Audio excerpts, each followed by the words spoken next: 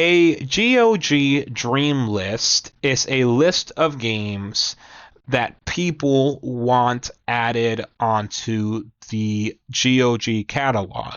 And if you don't know what GOG is, it stands for Good Old Games, and it's a video game marketplace similar to Steam. But the difference is that on Steam, when you buy a game, you get a license for that game. But when you buy it on Good Old Games, you actually get the game files themselves. So you have the actual ownership of the game, right? And every game on Good Old Games is DRM free. So they work completely offline. And they even have these things called offline installers. So you can install the game anywhere at any time for any reason and for anything. Okay. But anyways, talking about GOG Dreamlist, I have my own one. Okay. There are 1, 2, 3, 4, 5, 6, 7, 8, 9, 10, 11 games that I want to be added onto the GOG catalog. And let's set some ground rules first. The first game that I'm going to mention in this video will be the most probable to get added into the catalog. And the last game will be the least probable. Okay? Let's start. The first game that I want added onto the catalog is Doom Eternal.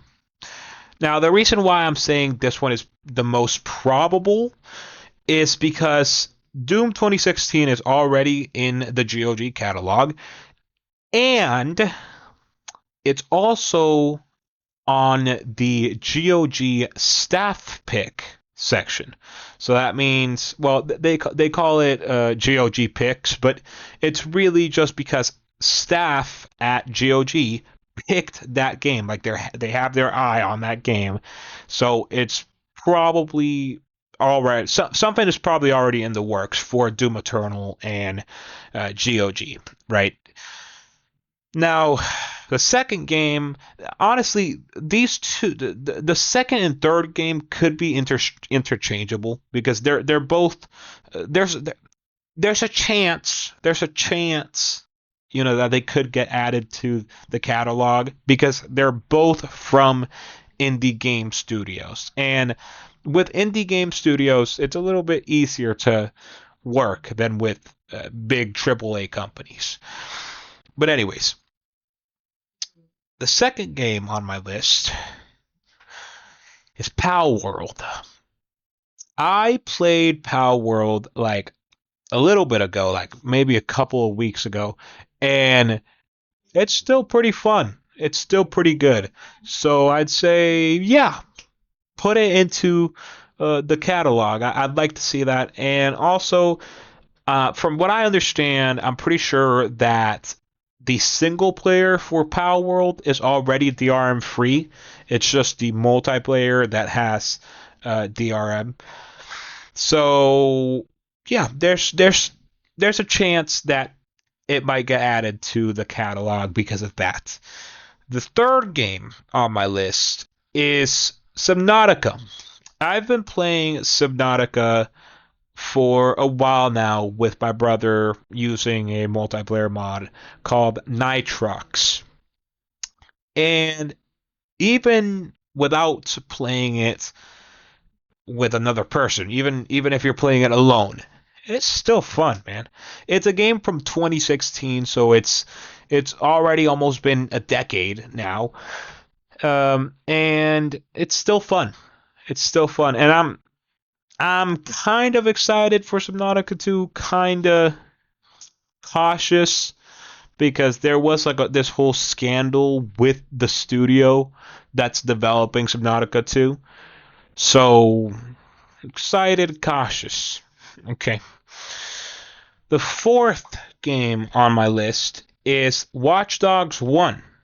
And the fifth game on my list is Watch Dogs 2. Watch Dogs 1 came out in 2014, I believe. So it's already more than a decade old, and it's still pretty good. It's still good.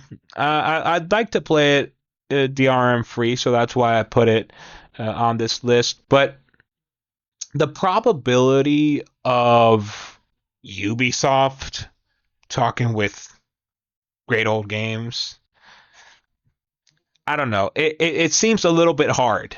Seems a little bit hard to me. It's possible. It's possible. It's possible it might happen. But yeah, it just seems a little bit difficult. Now, Watch Dogs 2, I just put Watch Dogs 2 on there because I put Watch Dogs 1, right? Watch Dogs 2, it's an enjoyable game as well. I think that Watch Dogs 1 was, for me, was more enjoyable than Watch Dogs 2. But Watch Dogs 2 is still pretty good. Then the sixth, number six, numero seis game on my list is this one's a wild card because I just thought of this on the spot. Mortal Kombat 1, the new one. Okay? Not the original Mortal Kombat 1, the new one. Yeah, this is an interesting pick from me, I know, but I enjoyed it. I enjoyed the campaign, and I think the game is pretty good, but it is more of a newer title. And the thing with great old games is that if you've been listening to me saying the title of the, you know, company, Great Old Games, right?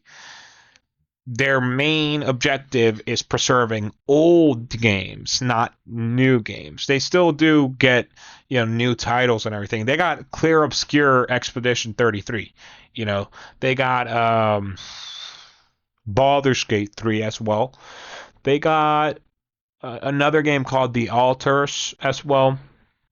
That's pretty recent. But yeah, they do have some new titles, but their main objective is to preserve old titles. So yeah, this one's just mostly a wild card. Mortal Kombat 1, the new installation. What are they trying to do? Why would they name it Mortal Kombat 1? Because everybody's gonna get mixed up with the original Mortal Kombat 1. I don't know why. Like, are they trying to do rebirth type of thing, like a reiteration, like a new, you know what I mean? I don't know. They could have just called it like Mortal Kombat 1 Rebirth. That would have been okay. I get it now. Whatever. Anyways, the next one on my list. This one's also a recent one as well, but I think that this one is uh, kind of possible. I think this one is kind of possible. Hightail. Hightail recently released, but there's an asterisk on this one, and I want to be very specific about this. I only wanted to get preserved in the catalog once the full game is out, right? Once the game is finished in active development, right? Like once the game is no longer in active development, then it can be on the catalog because it's still early access, still bugs, all that stuff. And if you're into playing games while they're early access and finding all the bugs and everything, that's all right. I mean, that's cool. If you're into that, you're into that, man. But for me, I'd rather spend my money when it's secure, right? But we need each other, though. We need each other, right? Because you spend your money on an early access game and find all the bugs, and then I can spend the money on the full game. But if you weren't in the mix, then I would have to spend my money on the early access game because nobody's buying the early access game. See what I'm talking about? Anyways, yeah, Hightail with an asterisk. once the full game is out. The next one on this list is The Forest. The Forest. I like it. That's literally it. Yeah, that's literally it. I didn't have anything else to say about that. It's a good game. It's enjoyable. But since we have The Forest already on the list, why not Sons of the Forest as well? Sons of the Forest. I mean, I think at this point it came out like a couple of years ago, right? We're in 2026. So Sons of the Forest came out, yeah, probably a couple of years ago. I have no clue. But anyways, yeah, since I'm already talking about the forest, yeah, put Sons of the Forest on there as well. And these last two games are the least probable out of all of these games. Like compared to all the other games are like basically guaranteed to be on the catalog compared to these two, right? But they're not really like I mean, GTA 4 and GTA 5. GTA 4 came out in 2008. I like the game. I originally played it. This is a fun history lesson here.